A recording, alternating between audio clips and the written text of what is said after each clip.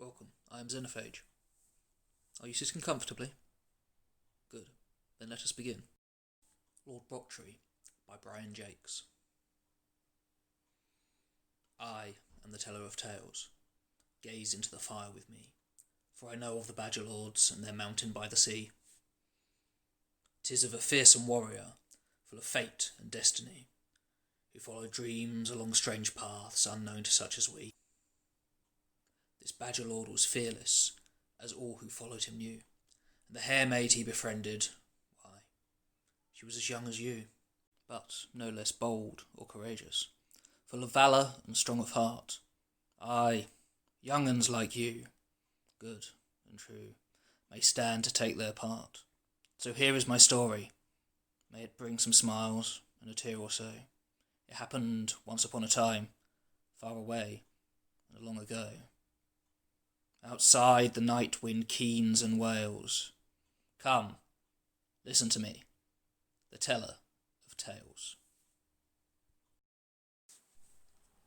Prologue. Lord Rossano of Salamanderstron put aside his quill and capped a tiny gourd of ink with a wooden stopper. Leaving his study, the Badger went downstairs, clutching a wooden pail full of parchment scrolls. He was met at the bottom by his wife, Lady Rosalorn, who shook her head reprovingly at him. So that's where my pail went. I've been looking everywhere for it. Aren't you ashamed of yourself, pinching pails? However, Rossano looked anything but ashamed. He held up the pail and shook it triumphantly. Look, Rosalorn, I've finished it. My history of Lord Brocktree's journey and conquest of our mountain.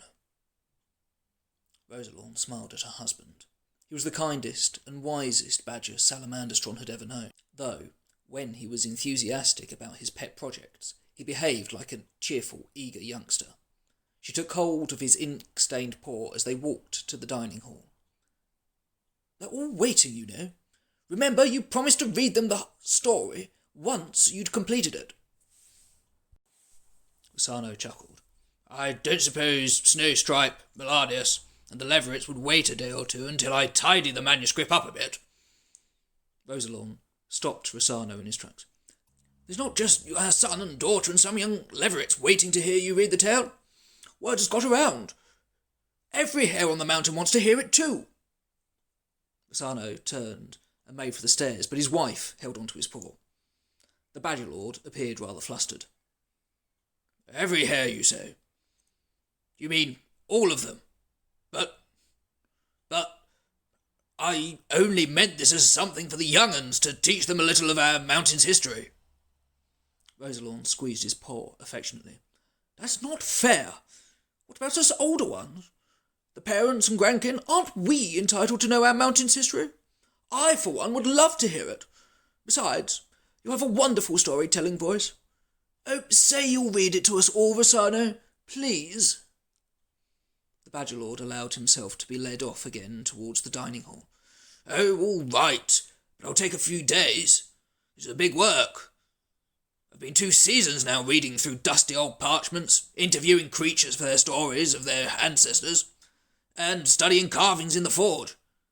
I've sat on the shore listening to sea otters, stood beneath trees recording squirrels. I've even had to crouch for 4 days in a mole dwelling. Had to keep waking the 2 fat old moles up so I could hear their story. Do you know, it was told to them by their great-grandma, who had it from her old aunt's cousin twice removed on the uncle's side. Or so they said. Rosalorn stood with her hand on the door latch. Yes, I know all that, Rossano.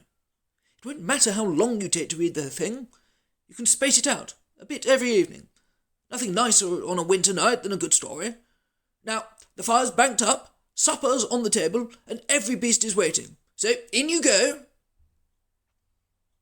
The dining hall was packed to capacity, mainly with hares, though there was a scattering of moles, squirrels, hedgehogs, mice, and some visiting otters. Lord Rossano was immediately captured by his 2 young offspring, Melanius and Snowstripe, who tugged him up 3 broad steps to where his chair had been placed next to a supper-laden table. Papa, read the story to us, please. Are me and Snowstripe in the story, Papa? Rosano chuckled as he sat them down on the cushioned chair arms on either side of him. Great seasons. You'd have to be many seasons old to be in this tale. Now, sit still and be quiet, my dears. Silence fell over the hall, broken only by the doors opening as the duty cooks came hurrying in. Every beast turned round and shushed them loudly, and quiet was restored once more. Rosano split open a small loaf, cut a thick chunk of cheese and jammed it in the bread, making himself a rough sandwich.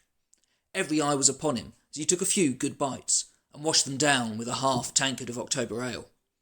The still atmosphere was broken by a small hedgehog squeaking loud, "When's the Badger going to get on with it?" Rosano left off eating and looked quizzically at the hogbake. Get on with what?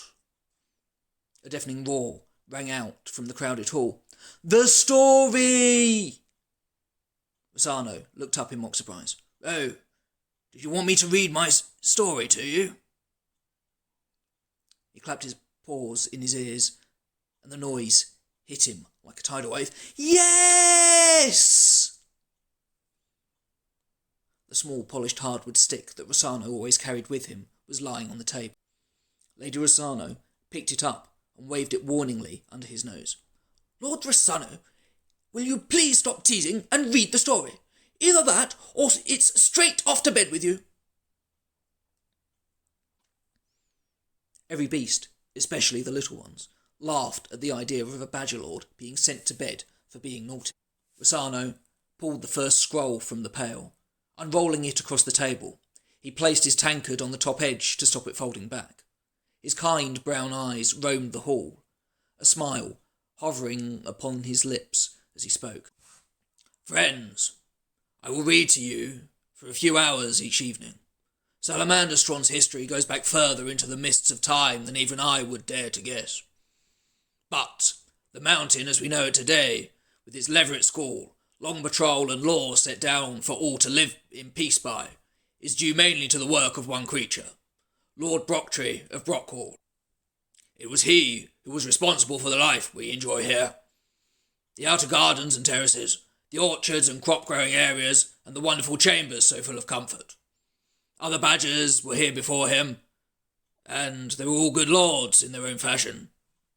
But not until the time of Lord Brocktree of Brockhall did the mountain really come into its own. I've recorded the history of his early years as faithfully as I could.